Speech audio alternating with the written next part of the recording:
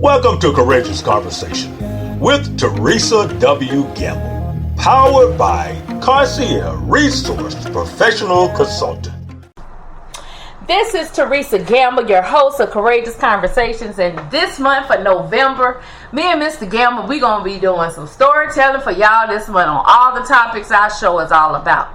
But this particular episode, this is going to be a celebratory topic because my birthday is this week, November 5th. All right. Yes. Congratulations. There we go. Thanking God to see 51 years because I was told, I think probably when our children were small, that when I got diagnosed with ovarian cancer, that I would not live long enough to see my children become men, become husbands, become fathers, and even for me to be a grandmother. So I don't take my life lightly. I don't take it for granted. If anything, I'm thankful and I'm blessed to be able to see them. But I'm just like King Hezekiah. He turned his face to the wall and he asked God to extend his life. And I did the same. So I have to make sure I'm about my Father's business. So this November 5th, 2021, I will be 51 years old. And I got diagnosed back in my late 20s, early 30s.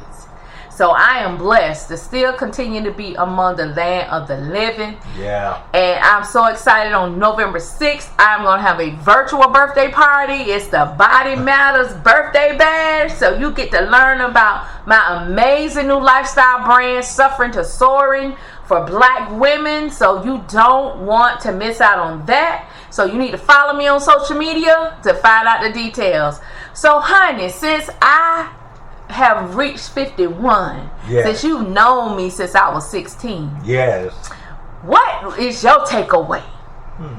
First of all, I am truly blessed that the Lord had allowed me to meet you, to share your life with me, from dreams. And I used to daydream, I don't know if anybody ever still do that. I used to daydream before I met her, and I used to always daydream about, my wife, my girlfriend, if you say what I wanted and things like that. And so the Lord allowed me to be able to have that goal met, have those dreams and vision met, to find a beautiful young lady like yourself. And I really appreciate you. I adore you. I thank you for being my wife and the mother and grandmother of our children and grandkids. And so it's just beautiful to know that 34 years the Lord allowed us to be able to maintain our status. And sometimes, oftentimes I share with you, how can we, or is there anybody that look like our marriage? Is there anybody that look like, what we look like? And I ain't talking about, and no disrespect to ones that been married more than one time, but a lot of time me and my wife, we meet people, and a lot of time a lot of people are have been married, and things like that, and you see a lot of groups that come together. You got your single group, you got your married group, and a lot of time when you have those groups and stuff, a lot of time people been out married 2 or 3 or 4 times and 1,000 times, but it's still a blessing no matter what. At the end of the day, sometimes those people cleave to me and Teresa, to us a lot, and so sometimes we try to find people that look like us, or who we can relate to, or who can pray for us, or who can help us. So that's a good one, honey. Yeah, because a lot of times we are viewed as the lion, the strong one, that we don't have to be poured into. And that's why I want to do November for this episode, because November is also Harvest Month, and that was the month I was born in. And November 5th is a special day, number 5. That's my favorite number, and it's not mentioned often in the Bible, but when it is, it's very powerful. And a lot of times, in my case, why people look at me and see why I go so hard and why I do so much and why I wear multiple hats, it's because of the diagnosis of the ovarian cancer.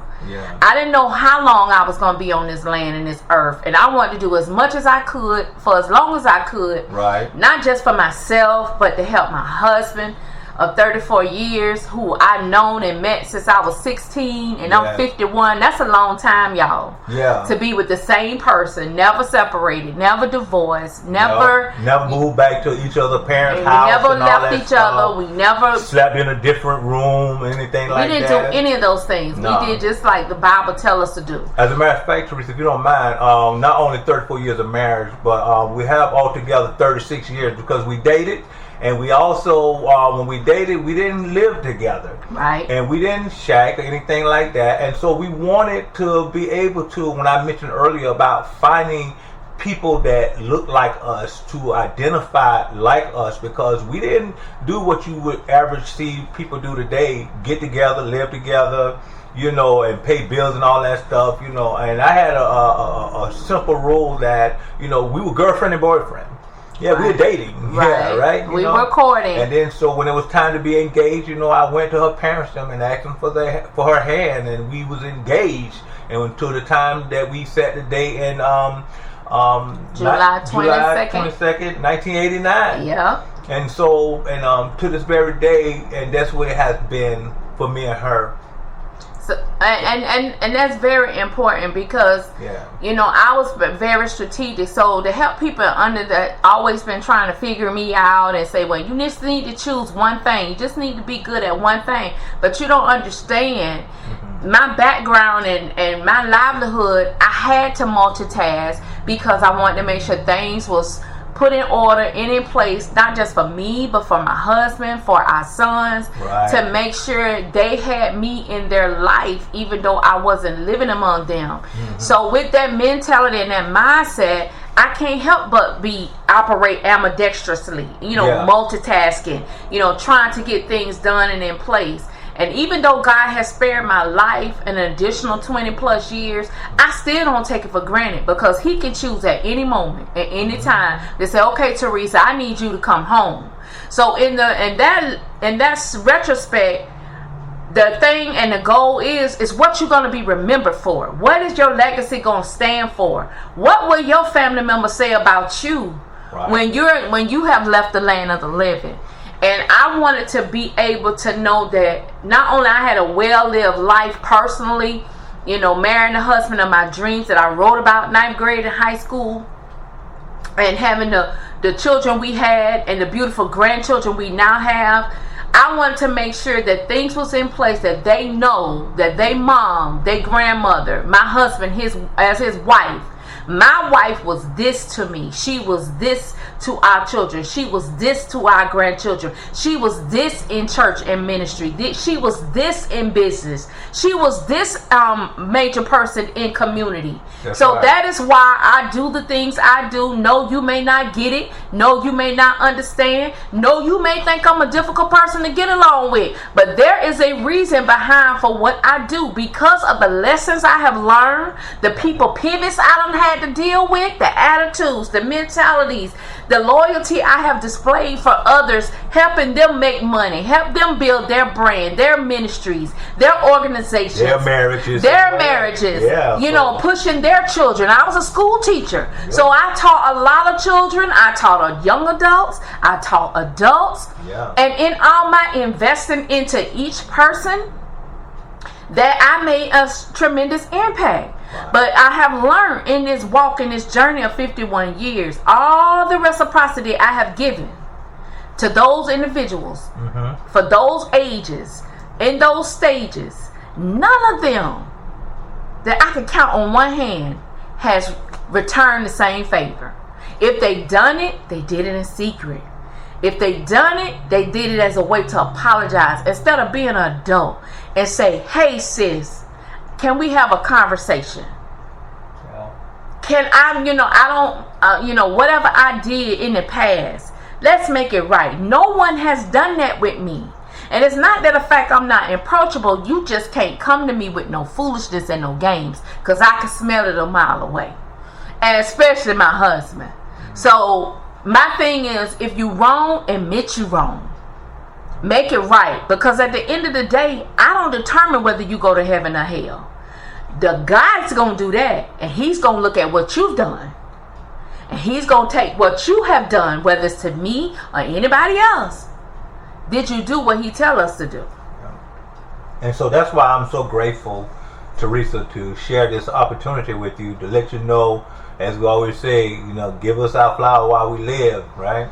And so I always want to thank God that, I give him all the honor and glory and praise to him, Jesus Christ and Holy Spirit, always. It's like for me, it's 24/7. But I always remind myself and to remind Theresa that it's okay for me to tell you, thank you, I love you, I appreciate you, what you've done. Look, you don't have to work no more. I got you. Right? And so you don't have to do certain things anymore because you put your time in. Yes. And when a lot of times people see you not doing nothing, they think you're not doing nothing because they don't know you anyway, first of all. So they only see what they know. Yeah. But what people don't know is I've watched her how to be a young lady and how she was a wife and how she was a mother and a grandmother and working on these people's jobs and going to school for numerous of hours that's uncounted for, that I know what she did in this society. So as a husband, a mate to her, it came a time in my life I wanted to show her how much I appreciated her, and not just to say here's a card or it is about money, but it's to show her the value that her labor and all she have done for me, that I can appreciate and say, hey, listen, you don't have to work anymore. As long as God has given me life, health, and strength in my body. And that day did come about 6 years ago where I told her she didn't have to work, focus on her business. There wasn't a holdback even then, even to this present day, that no matter what, how our hardship has been, I believe that God is always going to make a way where I can continue that. Yeah. That's true. Because that's why. That is something that I want to be a blessing to her, that she can always wake up every day knowing that that's one special gift for her. I appreciate that so much because I put my entrepreneur goals on hold. Even though I was born into it, I did not launch into entrepreneurship right away. We got married, we started building a family. I was working in corporate America. You was working in, in blue collar jobs. And as much as I wanted to get into entrepreneurship, I was licensed, I did cosmetology, I did hair, I did that on the side. Mm-hmm. I worked in the salon part-time. I used to do a little bit at the house, where we were living. But it wasn't the full-time entrepreneurship that I wanted to do, that I had the pleasure of doing, which I'm so grateful, because October 21st made Concierge Resource Professional Consultants. All right, now. They that's what's up. 7 years old. She's that's 7 years. She made 7 years old, and I didn't think I would be able to do the business this long, because most businesses don't last past 2 years. And no, I have not made money every year, but the impact and the value that and the experiences that I have learned, the relationships I have built locally, regionally, on the statewide, nationwide, and internationally, and globally, it has been amazing to position me to be an influencer, to really build the brand that I wanted. But I wouldn't have been able to do that as a mother and raising 2 young sons. There was no way. But you know what, Theresa, something you said that was very important to people to know. Even when you started 7 years ago, no, we didn't have a lot of money. We didn't have the connection and the bank and all that who would just pour in, or a leftover revenue from someone passing away. And the majority of the time, the percentage at least 90%, 92% of the time, when people start in small business, they're not going to be successful in the first 5 years. So unless they have a major income baggage. Or using credit cards, or bootstrapping, or cashing in life insurance policies. But in the African American community, some of those things are used to maintain our livelihood. Some of those things are maintained to pay for child care, to put groceries in the house, to pay medical bills. We could not use those things to be able to invest in a business. They were repurposed to sustain our livelihood. Some people even went to college to get the student loan just to help offset, to help ends meet. So it's not the fact that we mismanaged money or we wasn't financially stable. At the end of the day, as one of my friends said, life happens. Yep. And you have to be positioned to deal with whatever card is dealt to you, and how you going to still sustain and make sure your family is okay, and that your children don't think that, you know, nothing was wrong until they become an adult.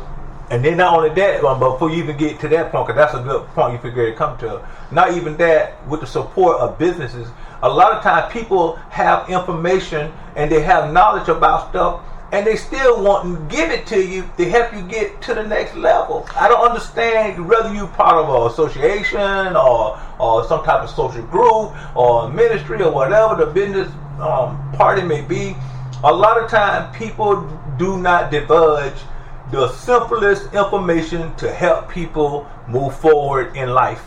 And that goes into right in my point of why I do what I do and why I was born to be the person that I am. Right. Because of hidden information that's being kept, not just for African American individuals, but those are any ethnic group that is trying, that is striving. Yeah. If you're creative and you're very outspoken, you're a critical thinker, you think outside the box, you're an advocate, you speak out against injustices, these are the things that I am and what I possess.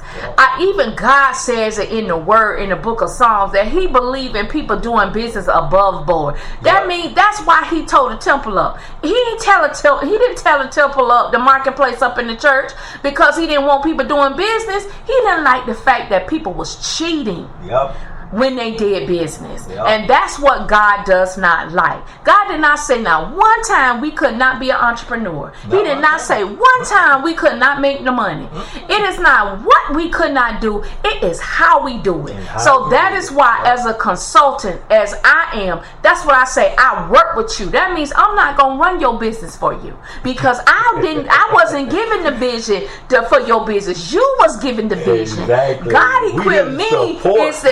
God equipped me to help execute what you're thinking about, to connect you with resources and tools, how to make it happen, and teach you along the way. So once you get it up and going, guess what? My chapter closed and your chapter begins, and then I move on to the next person. But it takes, you have to pay folks for their time, their talent, and even the treasures of their own they invest to help you get to the next level. Yes, I remember you bringing up the point about the children and how it's so important that the children also have to have a vision to appreciate their mom and daddy for what they're doing in business and in life itself. And what they have done. And what they have done. The children don't have no clue what parents sacrificed, what they gave up, what they stretched, how many jobs they worked. You know, one job to take care of the livelihood. The other job is to take care of bills and stuff. The third one could be to pay expenses and recreational stuff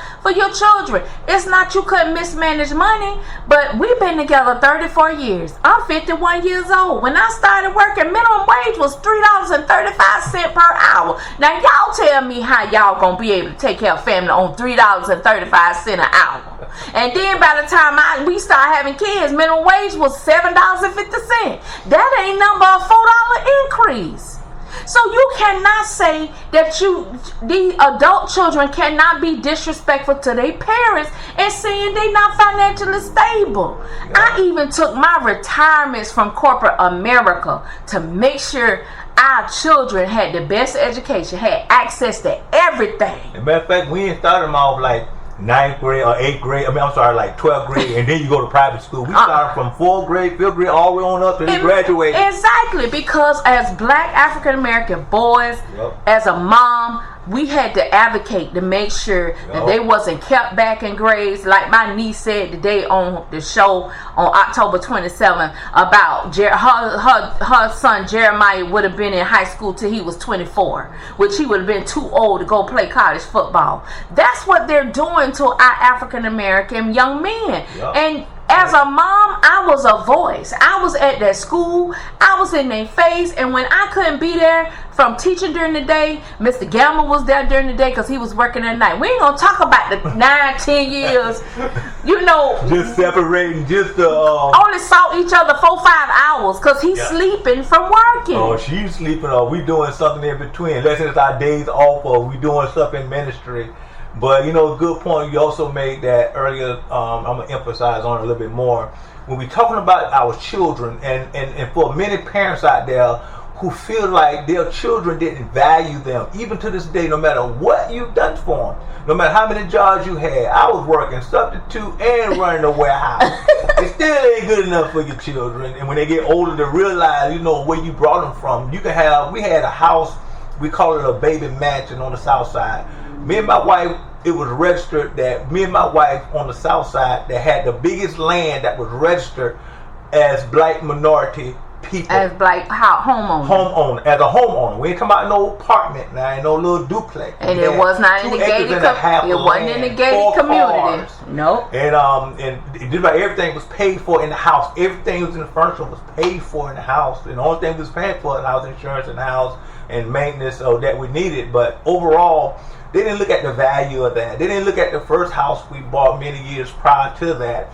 That was on an acre and a half, and me and my wife, we did a project where we just remodeled everything. Where they had their own rooms and all kind of stuff. They had cars and trucks that we had paid for, but they don't look at the value that what we was established for them to be able to be not only a white collar or blue collar, no matter where they went in life. They had multiple skills. Right. We wanted to make sure they was ready. And that's a role that I played as a mom because of my upbringing. Both of my parents had a strong work ethic. They was raised in the country. Both of them, both of the sides of the family were, their family's ancestors were slaves. So they have that strong work ethic mentality. My grandfather, was a Southern Baptist minister, a regional one in Georgia and with the AME church. Right. Then it trickled on to my dad, who was a longshoreman, always worked. Never saw him when I was little. I mean, I got a glimpse at him 1 or 2 times, but he was always working. My mom, even though she was a domestic worker, stayed at home, she was a baker. She used her skill sets from what she was raised to monetize. So she would bake, she did domestic work when she was pregnant with me. She did things to keep the family going. So when one income stops suddenly, there's still another stream of income coming. But young adult children today have to realize back then minimum wage and salaries was much lower. It was much lower, and then on top of that, cost of living was very expensive. And even no matter when I was working for corporate America for one of the biggest, largest bank here in Jacksonville, and at the same time, regardless of all the income and revenue we was making, I was doing work on the side with my lawn, doing lawn service. We always, and that's my point, honey. Church. That's how I knew when I met you that we were aligned to be together. Our work ethic was the same. Our mentality was the same. Serving the same God, Jesus Christ. Being in ministry was the same. Yep. Being third generation preachers' kids was the same. Yep. So the thing of it is, I look back on my 51 years. Even though I've been with my husband since I was 16, I really never had a single life. I went from dating him, graduating high school, being engaged, and got married. So I never had a single life. So that's why I like to tell a lot of single women, I can't give you no advice on being single because I have never been single. Living as a bachelor, which I had the opportunity to do that, and I still share this rule. There's an order that a lot of times when people say, Ernest, how you and Theresa did it, and we be telling y'all how we did it, because a lot of times when I realized when people done got married after they done live together and done act like they're husband and wife, one thing they do not experience is that feeling that, oh, I'm married now, finally. And so when you miss that appointment to feel that it's okay instead of just being normal, because hey, we've been doing this forever, right? We've been engaged like this forever, and so finally you do not feel marriage is important, or you don't feel the value of marriage, that all of a sudden, hey, I do. But a lot of times, Theresa, because the order that many times people are not following, a lot of times you're not going to get the supplement. Of course not. But then again, it goes a lot. Even though I have not been a single woman, I still had my goals, vision, and dreams on what I wanted marriage to look like. Right. What did I want to accomplish? Well, you didn't leave home jacked up. In other words, because we didn't rush to get married because you was pregnant. No. We didn't have our kids till 2-3 years later. Right. You didn't leave home because you had an attitude with your parents and you were disrespectful. No, you didn't do that. We waited our time. Exactly. And that's very important. It's how you leave home. There you go. It's how you leave. Yeah. But a lot of times growing up for me, it was rough because I was a middle child. Right. And I got neglected a lot. Right. But I made sure that I learned and equipped myself enough that I could self-sustain, even if I wouldn't have got married to Ernest. Right. I even had a plan and a strategy for that. To leave the state, to go away to college, to get my degree, to do some things. And there's still some goals and some dreams on my personal bucket list that I want to accomplish on this earth. And now with this pandemic, it really has escalated a lot of those bucket list things that I want to do about, all the injustices that's going on. Oh, yeah. I don't have nothing against marching. I don't have nothing against calling folk. But it's to the place now we need to change legislation. Until these laws get changed, people gonna keep doing what they doing until a law is enforced to let them know, hey, you're breaking the law. You're gonna be charged and you're gonna be taken care of because this is against the law on the federal, state, regional, and local levels. And the only way to do that, you have to speak out in your voice. And all the journeys and the trials I done been through with on jobs on corporate America, even in business relationships where people have lied through their teeth and they know they lying. They know they owe. They know they didn't do what they were supposed to do. They know they didn't keep the agreement. They didn't keep the arrangement. And then you want to bold-faced lie and then ignore and run away. Just because you ignore and run away from me, that don't mean God don't see you. And that don't mean God will not use other people to get you. Well, I got a favorite scripture I always like to use, Matthew 7:12. So I'm going to let y'all go home and do the homework. I want y'all to read that. So when someone do something like that, or and sometimes we talk about our children and our relatives because they are a part. Why sometimes when family are not connected anymore? Y'all always talking about because of this mentality. The village, and if you really want, one day I hope me and Therese can really sit down and talk to y'all to really deal with what that village looked like. What it's supposed to be like. And what it's supposed to be like, but what really happened concerning the village and not the villages only in the neighborhood and in the school, but y'all gonna be surprised how the village and the church house just as jacked up than anything else that we could call a village, right?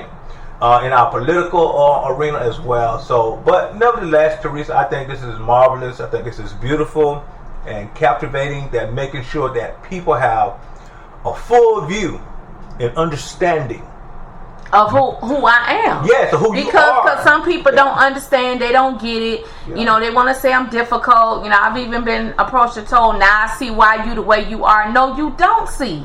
You see a glimpse, but you don't see. Nobody knows the full story. Because there's a lot of work behind what you're doing. Entire work that when a lot of you all are sleeping or relaxing or having fun, I'm the one up at night. I'm working because I'm getting those spiritual downloads to move forward. And not to be more proactive and not reactive. So I have a call to action for all of you for this week of the broadcast show for my birthday. Do your homework. Study what happened that took place the year you was born, on the day you was born. It'll give you some real insight what your purpose is, and that's what I did. Because as a preacher's daughter, I always look to get it through prophecy, through church, for people to tell me what my purpose is on this earth. But it was until I sat down and did the research on the month, the date, and the year I was born. What took place in our country? What took place in this civilization on this date? Not just in the natural, but in the spirit realm too.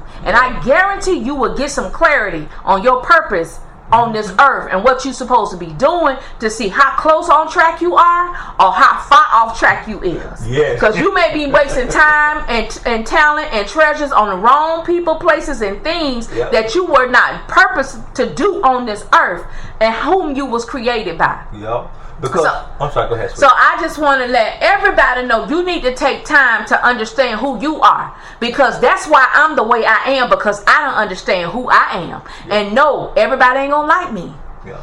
Everybody ain't gonna love me. Yeah. But guess what will happen? Everyone will respect me. Yeah. You've been listening to Courageous Conversation with Theresa W. Gamble. Courageous Conversation is powered by Concierge Resource Professional Consultant. Would you like to be a guest and have your story, lesson, and best practice to be captured in an audio encyclopedia? We are currently reviewing applications for future guests to join us, and we're especially interested in creating spaces for long-standing or multi-generational Black-owned businesses. For more information and to be considered, please email info@crpcnow.com to request an application. Be not weary in well-doing. You shall reap if you faint not. Galatians 6:9.